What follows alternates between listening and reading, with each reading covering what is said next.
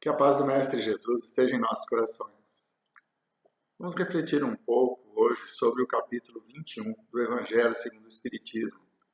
Haverá falsos cristos e falsos profetas. Já no tempo de Jesus, os evangelistas nos advertem que pessoas iriam surgir para fazer coisas, prodígios, para se colocar como mensageiros do Cristo, como profetas. E ele nos alerta para que nós tomemos muito cuidado.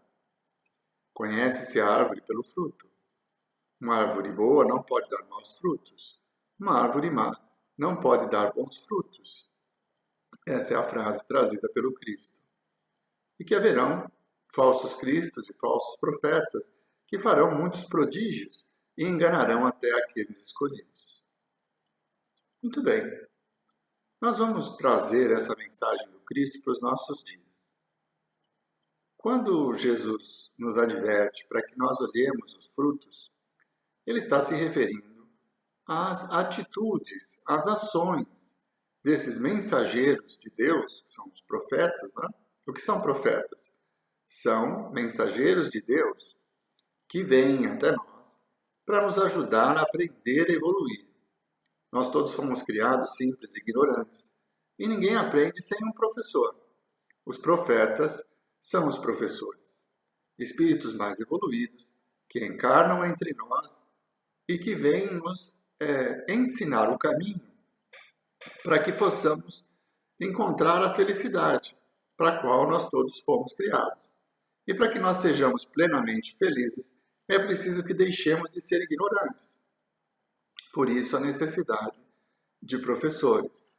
Então Jesus nos adverte que alguns vêm de Deus, que são professores, que são mensageiros de Deus, são os profetas, aqueles que vêm trazer a informação das leis, exemplificando com seu comportamento essas leis, e aqueles que fazem profecias. Até existe uma identificação com essa palavra profecia, que é uma visão do futuro. Né? São pessoas que têm a capacidade de prever o que irá acontecer. Como o próprio Cristo disse, quando profetizou que haverá um tempo em que nós seremos reunidos e o rei, na sua infinita majestade, irá separar os bons dos maus. Né? Que para muitas religiões isso se transformou no que seria o fim dos tempos, né? Onde os bons iriam para o céu e os maus para o inferno. Isso é uma profecia do Cristo. Até a caridade, que é o grande divisor de águas ali, né? Os escolhidos são aqueles que fizeram caridade e aqueles que foram preteridos são os que mantiveram o egoísmo em seu coração. Então o próprio Cristo fez essa profecia e tantas outras. E outros profetas também fizeram profecias.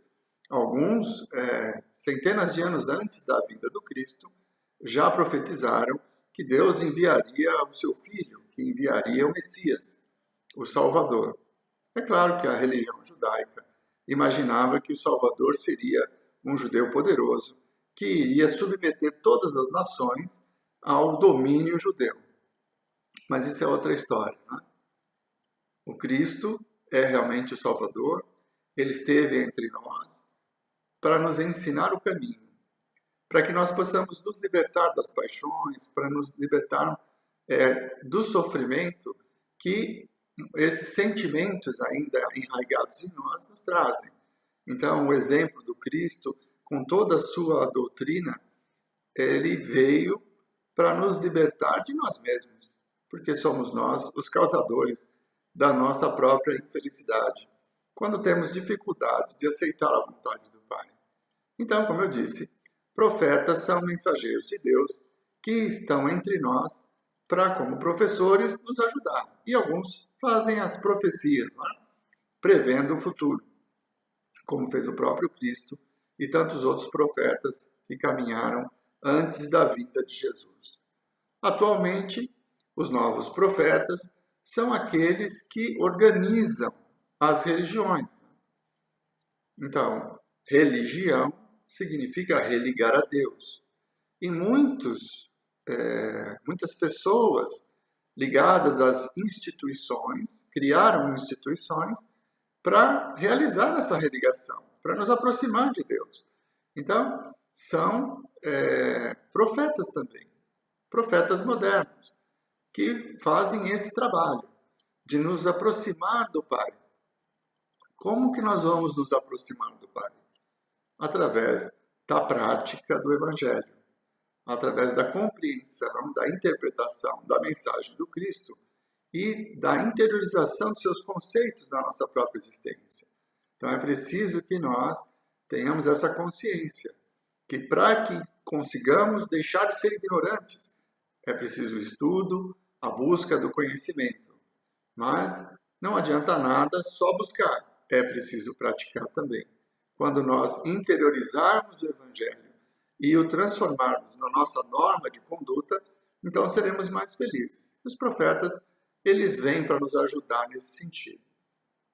Esse capítulo também fala dos profetas invisíveis, né, que são os espíritos que vêm se manifestar conosco. Através da doutrina espírita, da mediunidade, espíritos vêm para nos ajudar, para nos ensinar, nos orientar. São mentores, são espíritos de luz. Então, a advertência que Jesus nos faz, para que nós avaliemos esses mensageiros, esses profetas, de acordo com a sua conduta. Uma árvore boa não pode dar maus frutos. Uma árvore má não pode dar bons frutos. Essa é a palavra do Cristo. Quer dizer, é pelas obras que nós vamos identificar o profeta, se ele vem de Deus ou não. Por isso que ele diz, haverá falsos cristos e falsos profetas. E é interessante, porque ele nos adverte que estas pessoas farão prodígios. O que seriam os prodígios? As curas que Jesus fez, tá? A manipulação da matéria, a transformação de água em vinho, e tantas outras situações, principalmente relacionadas aos milagres.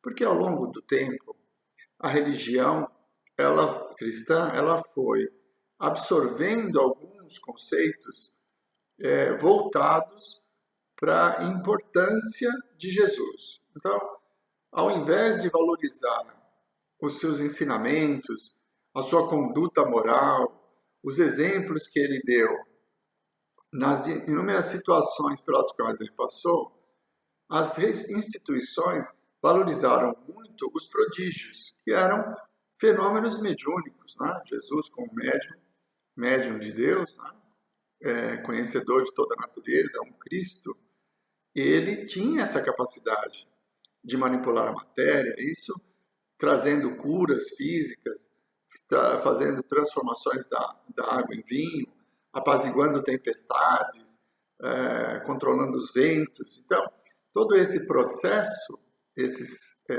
fenômenos que são inexplicáveis para a maioria de nós, se transformaram em milagres. Então, milagres do Cristo.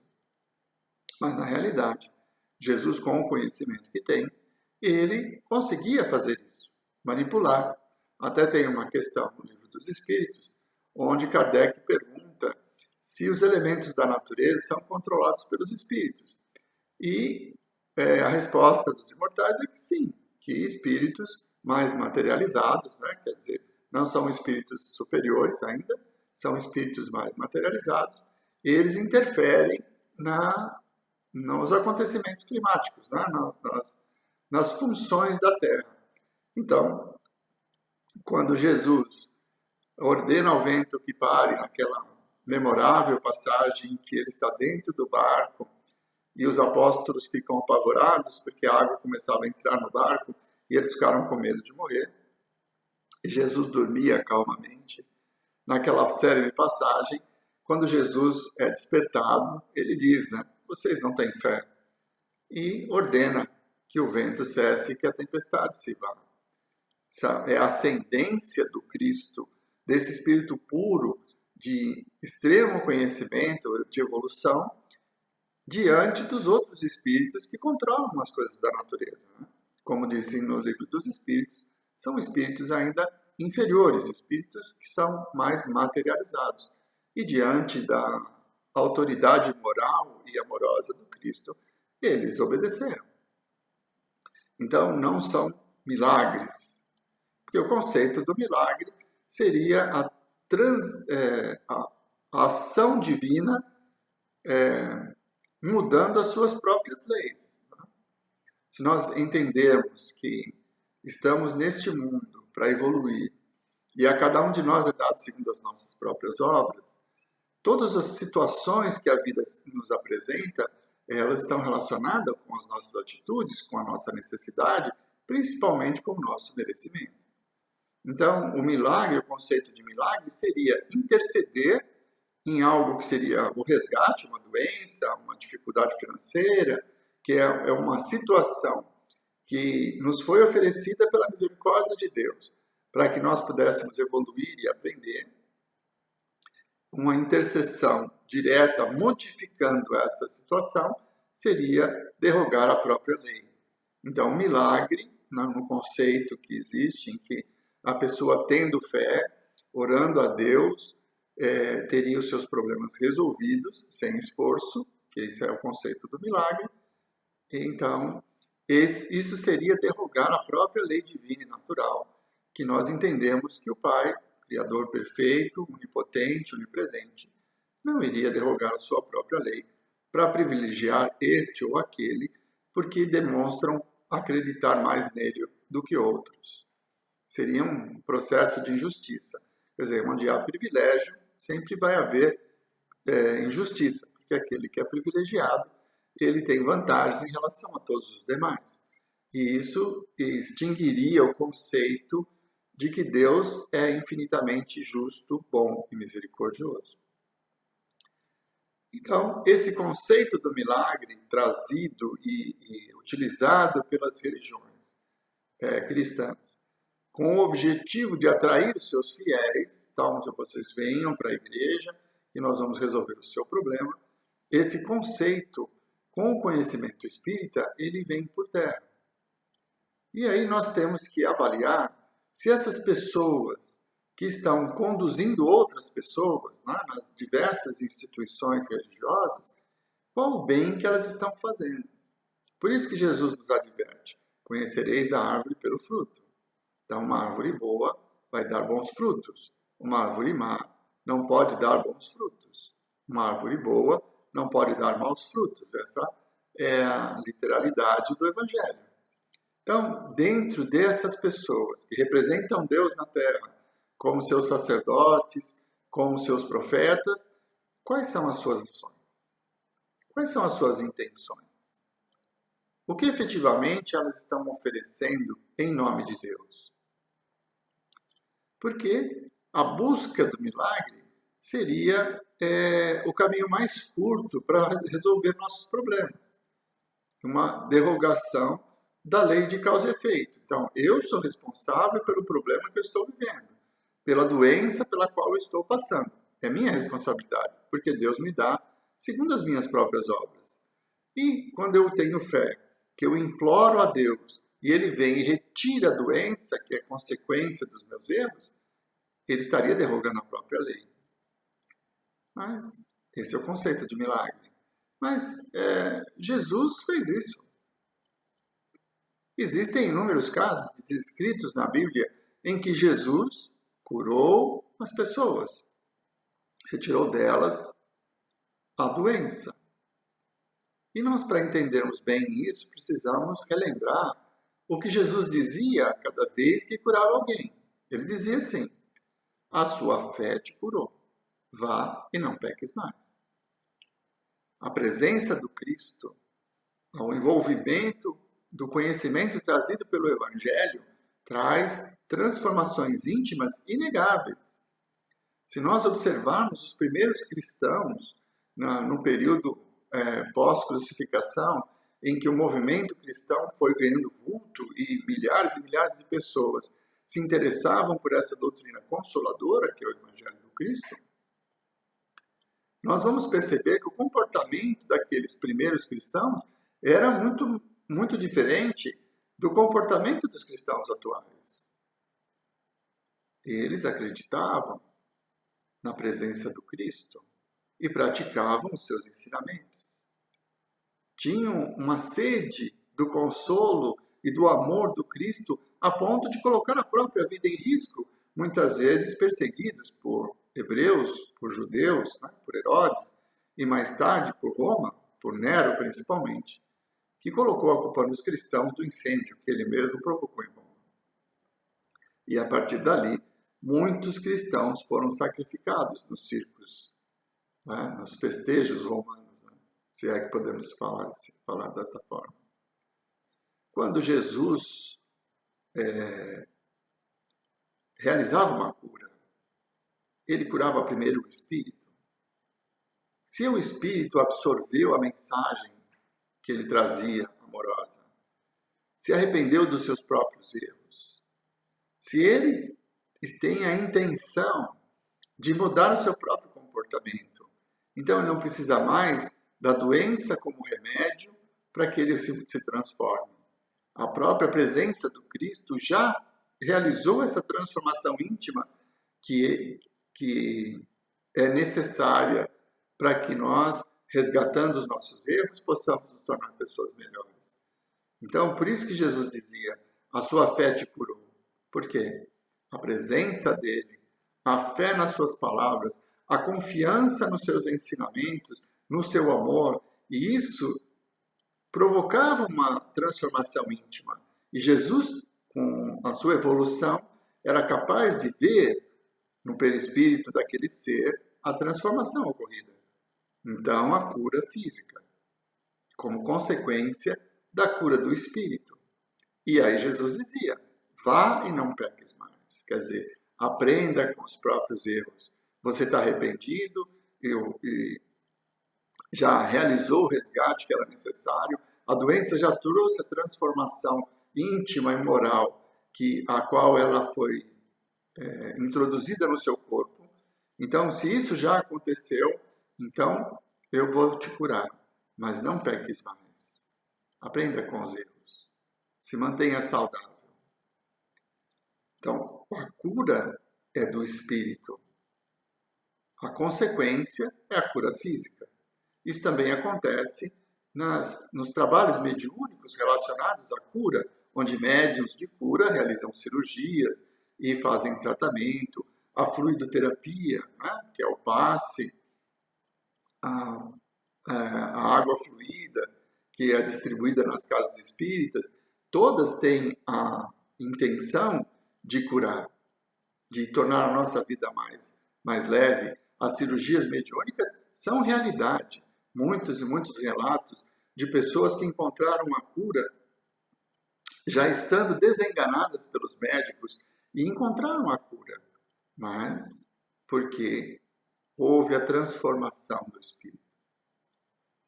Houve o aprendizado diante da doutrina, na frequência da casa espírita, na mudança de comportamento. E aí o médium curador consegue, através do plano espiritual, realizar aquela cura, porque o espírito já está saudável. O espírito já aprendeu o que precisava aprender com aquela situação e se tornando mais humilde, mais amoroso, buscando o conhecimento doutrinário e as transformações íntimas propostas pela doutrina numa reforma tão necessária para que nós nos libertemos das paixões que nos controlam. Então, estes recebem a cura. Mas ela é permanente? Sim, se o espírito permanecer saudável. Se ele voltar a incidir no erro, a doença retorna. Como disse Jesus, vá e não peques mais. Então, esse é o conceito da cura. A cura do espírito, que começa com a transformação moral, que começa com a interiorização do Evangelho e a prática desse Evangelho no nosso dia a dia, em que nós não vamos nos irritar cada vez menos, que nós vamos ter cada vez mais paciência com as pessoas que pensam diferente de nós, que nós vamos conseguir perdoar aqueles que não concordam conosco. Todo esse comportamento nos trará uma saúde espiritual que se reflete no corpo. Assim como a mágoa, o rancor, o ódio, são doenças espirituais que também se refletem no corpo e acabam somatizando em doenças físicas. A Anete Guimarães, a doutora, né, Anete Guimarães, palestrante espírita, ela associa o câncer com rancor, mágoa, com ódio do paciente. Numa pesquisa que foi realizada, muitos declararam trazer consigo esse sentimento e, por isso, desenvolvem a doença. Claro que não é uma regra absoluta. Ramatiz também diz que as doenças físicas que trazem muitas dores, conforme a situação de resignação do espírito, quer dizer, alguém que teve uma vida regrada, um comportamento saudável, que fez a caridade e que depois de um certo tempo desenvolve uma doença desse tipo, essa doença vem para expurgar as impurezas do perispírito de vidas anteriores. Então, o benefício da doença é a limpeza do perispírito. E aí, nesse caso, não estaria relacionada com o sentimento atual. Então, são muitas as nuances que estão envolvidas no comportamento do espírito que se reflete no corpo. Muitas as necessidades que nós todos temos que passar diante dos erros do passado, de tantas e tantas encarnações pelas quais nós passamos. Então, o conceito do milagre, ele se desfaz porque a lei natural vai ser preservada. Deus nos dará segundo as nossas próprias obras. E se for do nosso merecimento, nós vamos encontrar a cura para os nossos males. Se for a nossa necessidade de expurgar as impurezas de tantos erros do passado, deixá-las num corpo doente e desencarnarmos como espíritos melhores, espíritos mais limpos, né, completistas, como diz André Luiz, se não me engano, no livro Missionários da Luz, ele relata que espírito completista são aqueles que reencarnam com uma missão, com objetivos, e que realizam esses objetivos durante o período em que estiveram na matéria, e ao desencarnar, eles deixam um plano físico melhores, bem melhores do que estavam quando chegaram aqui. Então, são espíritos completistas. Então, nós percebemos, então, que as religiões, que a doutrina do Cristo, o seu evangelho, ele vai nos salvar de nós mesmos. Quando nós conseguimos compreender que a prática do evangelho nos fará pessoas mais felizes e, consequentemente, mais saudáveis, então não teremos mais a necessidade de implorar a Deus com a nossa fé para que Ele retire de nós os problemas. E todas as pessoas que, em nome de Deus, prometem isso, estão cometendo uma falsidade. São falsos profetas, porque Deus não irá derrogar as suas próprias leis. Então, as instituições religiosas, os líderes religiosos, que se utilizam desse instrumento que é o milagre, para atrair mais fiéis, para encher as suas igrejas, enfim, para fortalecer as suas instituições, com esse objetivo, né, vendendo o milagre como uma mercadoria. Então, se você frequentar a igreja e tiver fé, Deus vai resolver o seu problema. Será que é assim que funciona? Por isso que Jesus nos adverte: uma árvore boa não pode dar maus frutos. É claro que a fé nos transforma. É claro que o conhecimento do Evangelho, a interpretação das palavras do Cristo, nos fortalece para que nós tomemos as nossas próprias decisões. Mas Deus não irá interceder na nossa existência de uma forma direta só porque nós acreditamos nele. Ele, sem dúvida, nos dará a todos condições para que nós encontremos os meios de corrigir os nossos erros e de nos tornarmos pessoas melhores. Mas ele não irá interceder na lei de causa e efeito. Ele não irá contrariar o nosso livre-arbítrio. Nós temos o desejo de fazer alguma coisa. Ele, na sua onipotência, na sua sabedoria, inteligência suprema, sabe que se nós realizarmos aquilo que desejamos, Isso vai nos trazer dor, mas ele não interfere, porque ele nos dá a liberdade de escolher o nosso caminho. Assim como, uma vez escolhido o caminho, ele também não vai interferir nas responsabilidades que assumimos pelas escolhas que fizemos. Então, esse conceito todo do milagre se extingue, porque a nós será dado segundo as nossas próprias obras. Então todas as instituições são ruins? Claro que não. Milhares e milhares de pessoas que adentram as inúmeras instituições religiosas se transformam à medida que desenvolvem o amor pelo Cristo, os seus ensinamentos, e conseguem colocar em prática os seus ensinamentos, quer dizer, realizando aquilo que Jesus dizia ao doente quando ia procurá-lo: a sua fé te curou. A fé está relacionada no acreditar no Cristo, na prática do Evangelho, na mudança de comportamento, quando nós combatemos o nosso orgulho, a nossa vaidade. E todas as instituições que pregam o Evangelho proporcionam meios para que as pessoas aprendam e evoluam. Então, as instituições religiosas todas estão aí segundo a necessidade dos seus fiéis. Porque se não houvessem pessoas necessitadas do medo do inferno, do medo do demônio, para acreditar mais em Deus, essa história já teria acabado. Se as pessoas não acreditassem de que Deus iria interceder diretamente na sua vida, e isso lhe dando a força de vontade, a confiança para superar as suas dores e vencer os seus problemas, isso também não aconteceria.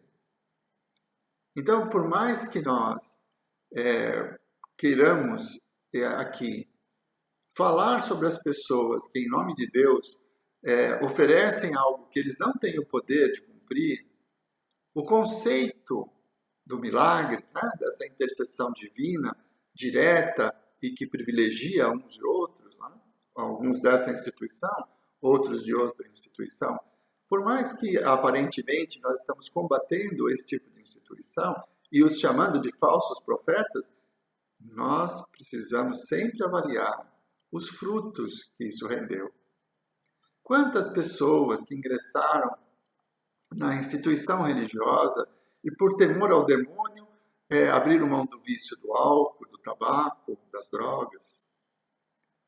Quantas pessoas que, confiando em Deus, na sua intercessão direta, no milagre, não geraram dentro de si mesmos o otimismo e a energia positiva necessária para alcançar a cura, para afastar os males, pela transformação do espírito? Como eu disse, Jesus cura o espírito.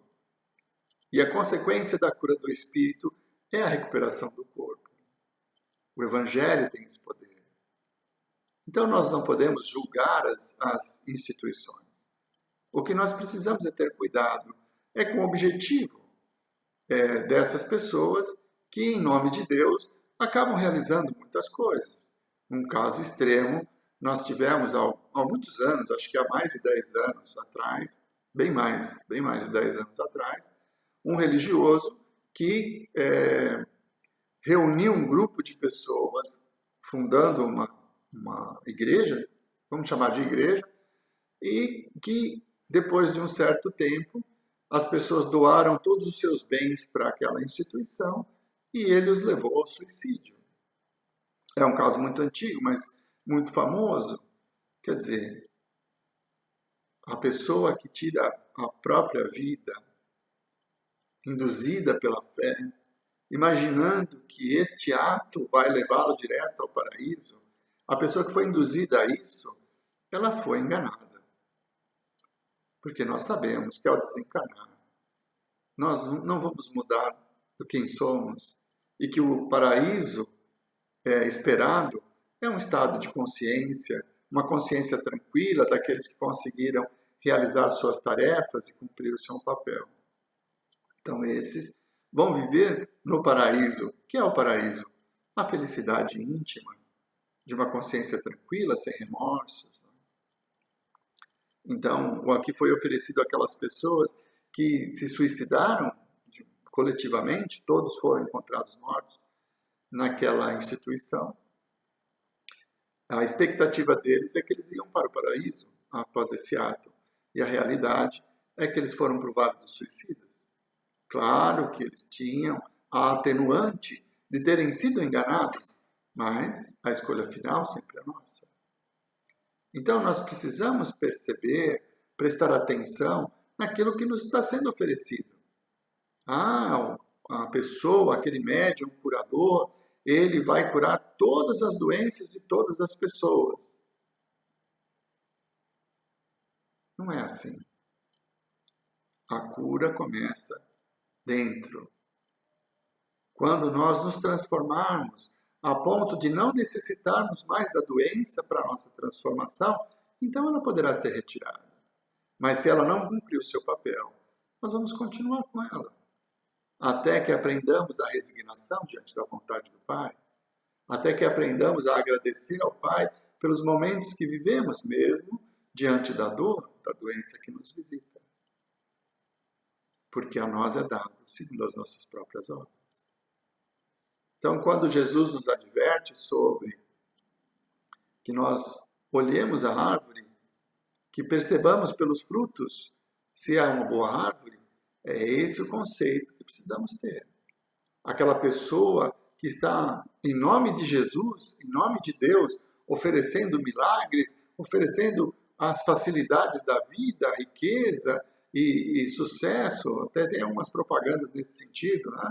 Depois que eu entrei para a igreja, a minha empresa cresceu, mas em todos os relatos existe uma transformação moral. A pessoa deixou de cumprir os vícios, a pessoa abandonou os vícios e pela fé no Cristo modificou o seu comportamento, por isso encontrou sucesso. É isso que nós precisamos ter em mente. A transformação do Espírito cura as nossas chagas e essa cura vai se refletir no corpo à medida do nosso merecimento.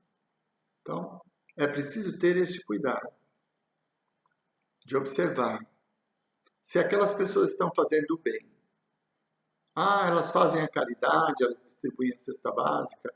Excelente. Elas se preocupam com o próximo. Têm esse objetivo principal de divulgar o Evangelho do Cristo que nos ajuda a encontrar a felicidade e também saciar a fome daqueles que estão em dificuldade. Esses são os frutos da religião. O Evangelho é a luz que nos salvará. Jesus é seu mensageiro. Ele nos trouxe essa possibilidade de, transformando o nosso íntimo, evitar as dores da vida e nos tornarmos pessoas mais felizes. Não podemos esquecer que mesmo entre os espíritas existem os falsos profetas, espíritos levianos, enganadores, que se infiltram nas reuniões mediúnicas e vêm nos trazer instruções. É preciso primeiro, como disse João, ver se o Espírito vem de Deus, antes de aceitar aquilo que ele nos informa. Kardec também diz que é melhor que nós neguemos ou perdamos 10 verdades do que aceitar uma única mentira. Então, reconhece-se a árvore pelo fruto. Se o Espírito que se manifesta no nosso grupo, ele vem nos trazer orientações voltadas para a reforma íntima, para beneficiar as pessoas em caridade, em amor, sem contradizer os ensinamentos de Jesus, são bons frutos, bons espíritos, mas se eles vêm para mistificar, para nos convencer de algo, aproveitando das nossas fraquezas, do nosso orgulho, da nossa vaidade, e através dela destruir muitas vezes trabalhos belíssimos de amor dentro da seara do Cristo, realizado em casas espíritas, é preciso ter cuidado, é preciso que a razão prevaleça. Até tem um livro muito interessante do Manuel Cristiano, né, da cidade de Campinas, e o título do livro é Aconteceu na Casa Espírita.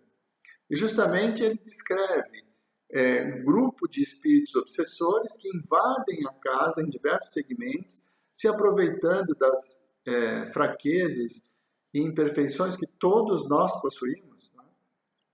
Eles se aproveitam dessa situação e vão atacar a casa espírita para que aquele trabalho de luz, de amor, de caridade se encerre. Então, não é porque é um espírito que ele é detentor da verdade, mesmo porque nós sabemos que os espíritos são a alma dos homens que já viveram na Terra, a maioria deles. E aí, tem homens bons, sábios, tem homens maus. Então, não é porque está desencarnado que se tornou santo, não é? Não é que porque morreu que virou santo. Não, nós continuaremos sendo imperfeitos como somos hoje quando desencarnarmos. Então, é preciso ter cuidado com as manifestações mediúnicas, com as orientações. Nesse tempo da pandemia, né, nesse período longo em que estivemos, muitas instruções apareceram pela internet, no YouTube, eram divulgadas amplamente em diversos grupos, né? Eu cheguei a ver algumas, e coisas assim, voltadas para o apocalipse, para o fim do mundo, para ondas e para dificuldades, prevendo dores e sofrimentos e ranger de dentes, né? Como está previsto no Apocalipse de João. Então é preciso ter cuidado. É preciso avaliar se aquela mensagem nos fará bem. Porque um espírito superior jamais irá nos trazer algo que nos fará mal, que nos colocará em situação difícil. Então, quando recebemos uma mensagem, primeiro vamos verificar se o espírito vem de Deus, para que depois possamos seguir aquelas instruções. E eles normalmente se utilizam de nomes venerandos, né? Recentemente eu recebi uma mensagem dita, psicografada por Bezerra de Menezes, que não tinha nenhuma relação com aquilo que nós conhecemos desse espírito de luz, que mesmo depois de ter a oportunidade de viver num plano superior, num mundo melhor, escolheu estar ao nosso lado. Então as mensagens do Bezerra vêm recheadas de humildade, vêm recheadas de incentivo para que nós nos transformemos e nos tornemos pessoas melhores. Então ela não vai trazer instruções apocalípticas e que nos tragam desespero, mas sempre esperança, consolo. Porque era assim Bezerra quando esteve entre nós e ele continua sendo assim, agora que trabalha por nós na espiritualidade. Enfim, meus irmãos, são muitas as informações que nos chegam todos os dias e que nos envolvem, nos conduzindo para esse ou para aquele lado. É preciso que tenhamos em nossa mente a bondade e a misericórdia de Deus, que sempre vai nos oferecer o necessário e a medida do nosso merecimento. E muitas das coisas que nós acreditamos que são ruins, se nós elevarmos a nossa fé, buscarmos compreender melhor os ensinamentos de Jesus, nós vamos perceber que os obstáculos do caminho jamais serão ruins. São lições necessárias para a nossa própria evolução. Não busquemos o milagre, aquele milagre que vai tirar a pedra que nós colocamos no nosso caminho. Busquemos a força para que encontremos um caminho melhor, para que nós mesmos tenhamos a condição, a certeza de que somos capazes de superar aquele obstáculo que está ali. Por isso que Jesus disse que a fé remove montanhas. Quando nós acreditarmos nas suas palavras, quando nós aceitarmos os seus ensinamentos e nos comportarmos segundo o Evangelho do Cristo, muitas das situações que nos geram tristeza e sofrimento, elas vão desaparecer. Porque é assim a vida. Somos nós que vamos planear o nosso caminho pelo nosso esforço, pelo nosso trabalho. E a misericórdia de Deus coloca seus mensageiros para nos ensinar os meios, para que nós mesmos possamos realizar essas transformações. Então, cuidemos de saber a origem da informação. Cuidemos para saber quais são as intenções daquela pessoa que, em nome de Deus, está pregando. Qual é o objetivo? E qual o bem que ele está fazendo para as pessoas que acreditam nele.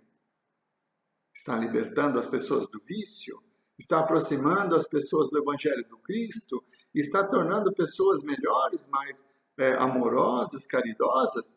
Ótimos frutos. Mas está transformando o grupo nos escolhidos de Deus, naqueles que serão privilegiados e que todos os outros são inferiores. Não é um bom fruto. Quais os frutos daqueles que nos conduzem? Qual o bem que eles estão fazendo diante das oportunidades que a vida lhes oferece?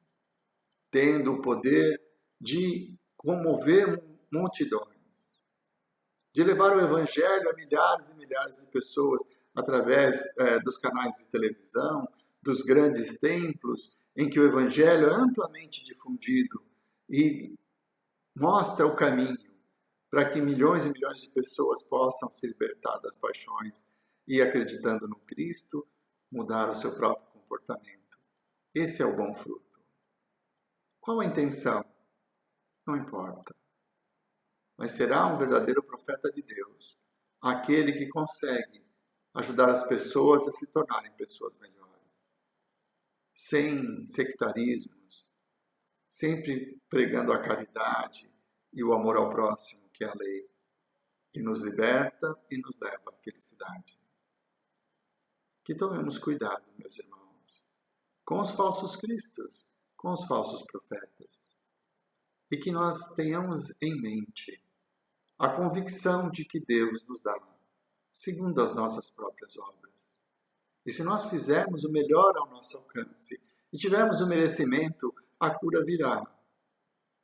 Se nós trabalharmos com resignação, com coragem, afastando a revolta do nosso coração e desejando sinceramente aprender a lição que aquela situação difícil da vida nos oferece, então a solução virá. É essa transformação, porque a cura começa no espírito.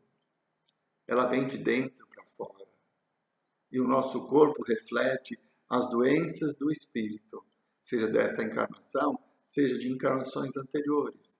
Muitas são as reencarnações em que a pessoa já nasce com um problema físico, que é consequência de escolhas e de situações vividas, às vezes até solicitada pelo espírito ao reencarnar aquela situação para que ele possa se redimir, para que ele possa terminar a encarnação e sair daqui com uma consciência mais tranquila, tendo se redimido dos erros do passado.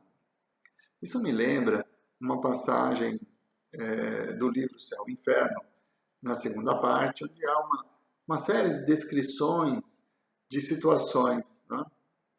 E o espírito daquele senhor, ele acaba sendo sepultado vivo.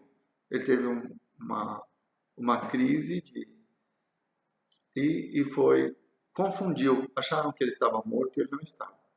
Foi feita mais uma ação, então descobriu que ele foi enterrado vivo. E a neta então pergunta, mas por quê? Por que o meu avô sofreu? Ele era uma pessoa tão boa. E o espírito vem, se manifesta, isso está lá no livro Céu e Inferno, e ele diz que numa vida anterior ele havia emparedado a própria esposa. Então ele a enterrou viva, né? Colocando-a dentro de uma parede. E mesmo ela tendo perdoado ele pelo ciúme, que é uma doença, que o levou ao mato tão hediondo, mesmo ela tendo perdoado, ele não conseguia se perdoar. Então solicitou ao pai que acontecesse desta forma, que ele viesse com essa doença, que dá aparências da morte, para que ele pudesse finalmente resgatar o seu erro e ter a sua consciência tranquila. Então, tenhamos isso em mente. A vida nos oferece segundo as nossas necessidades. E muitas vezes fomos nós que pedimos para passar por essas situações. Fomos nós que pedimos ao Pai a oportunidade do resgate. Então que tenhamos resignação. E não busquemos a solução fácil, da porta larga, na intervenção divina que vai retirar a pedra do caminho. aquela pedra que fomos nós que colocamos. O verdadeiro profeta de Deus nos motiva para que possamos nos transformar. Nos ensina de que forma nós podemos nos transformar e como combater as nossas más tendências. Quando as pessoas que são representantes de Deus na Terra nos trazerem informações dessa natureza, elas são verdadeiros profetas, porque vão ajudar-nos a nos tornarmos pessoas melhores. Qualquer outra situação, nós recaímos na mensagem do Cristo. Uma árvore boa não pode dar maus frutos. Que a paz do Mestre Jesus permaneça em nossos corações e que nós consigamos a cada dia separar os bons dos maus, pelo seu comportamento, pelas suas intenções, e buscarmos a convivência e a fé naqueles que são bons. Muito obrigado, meus irmãos. Que Jesus nos abençoe.